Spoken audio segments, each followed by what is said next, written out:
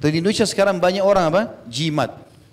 Batu kecil digantung di badannya lah, apa di lehernya, ini di rumahnya. Ini tidak boleh teman-teman. Bergantung seorang muslim hanya kepada Allah Azza wa Jalla. Para sahabat kalau sendalnya putus, angkat tangan ke langit. Ya Allah, sendal saya putus, gantikanlah.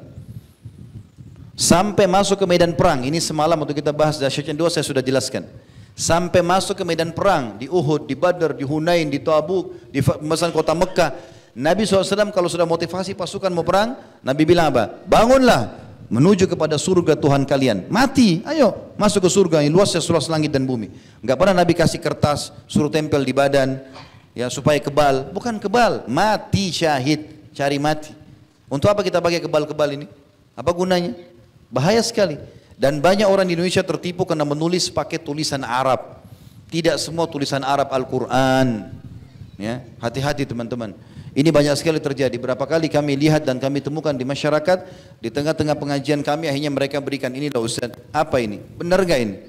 Ternyata tulisan bahasa Arab, terpengaruh. Gara-gara bahasa Arab dianggap itu sudah bagus. Tidak semua.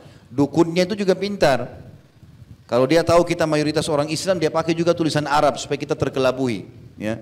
Saya pernah temukan di rumah seseorang ditempel kertas bahasa Arab. Mohon maaf teman-teman, saya 7 tahun belajar di Madinah. Dari SMA sampai S1, tiap hari dengar bahasa Arab, saya tidak tahu apa tulisan itu. Bolak-balik saya baca, apa ini? Tidak bisa baca. Masa ada bahasa Arab saya nggak bisa baca? Kayaknya nggak mungkin gitu. Setelah saya perhatikan baik-baik, mungkin 10 menit. Oh ternyata bahasa Indonesia yang diarabkan. Ya. Jadi ini adalah kata-kata kalau ditempel di rumah tidak akan masuk pencuri. Ya, ini kalau ditempel di usaha akan laris dan segala macam hal. Begitu bahasanya.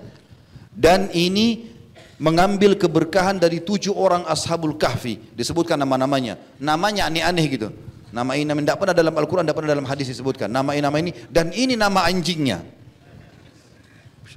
Subhanallah, saya bilang sama orang yang punya toko itu, ini waktu antum tempel, siapa tempel? Dia bilang ayah saya.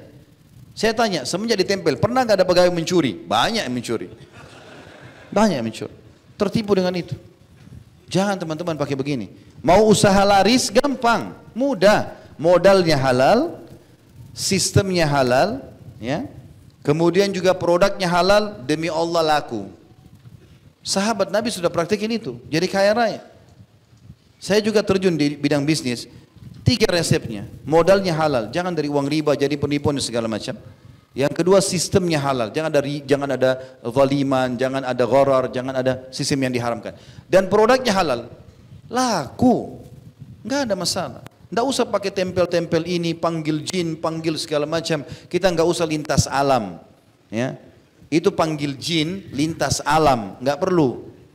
Jin itu teman-teman lebih di bawah manusia, manusia di atas mereka. Makanya semua nabi-nabi 124 ribu nabi, diantaranya 313 rasul dari manusia, nggak ada dari jin.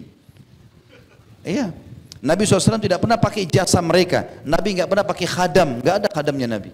Nabi nggak pernah bilang, ini loh khadam jin ini namanya, hormati ya, nggak pernah. Nggak pernah ada riwayat. Sahabat Abu Bakar, Umar, Utsman nggak pernah dinukil masalah itu. Mereka nggak pakai jin. Jin yang datang ke Nabi dinukil adalah jin Nusaybin. Wilayah Nusaybin, wilayah Irak 1 kali saja. Datang, mereka baca, dengar Quran, mereka masuk Islam, mereka pulang jadi da'i di kaumnya. Tidak pernah lagi Nabi bahas mereka. Sekali saja itu. Itu saya sudah sebutkan di kajian sirah tentang masuk Islamnya jin Nusaybin. Sebelum kejadian Isra dan Mi'raj. Setelah itu tidak pernah lagi. Maka teman-teman untuk apa ini pergi ke alam-alam ini? Itu alamnya pada dukun ini kesyirikan. Dan Allah mengatakan di hari kiamat, perhatikan baik-baik surah An-Nisa, 2 kali Allah ulangi. Di ayat 40 sekian dan di ayat 100 sekian. A'udzubillahi minasyaitonir rajim. Innallaha la yaghfiru an yushraka bihi wa yaghfiru ma duna dzalika liman yasha. Allah tidak akan memaafkan di timbangan amal nanti dosa syirik, dan Allah masih memaafkan dosa-dosa yang lain. Kalau sudah syirik bahaya. Makanya jangan tergantung kecuali kepada Allah Subhanahu wa taala, dan hati-hati.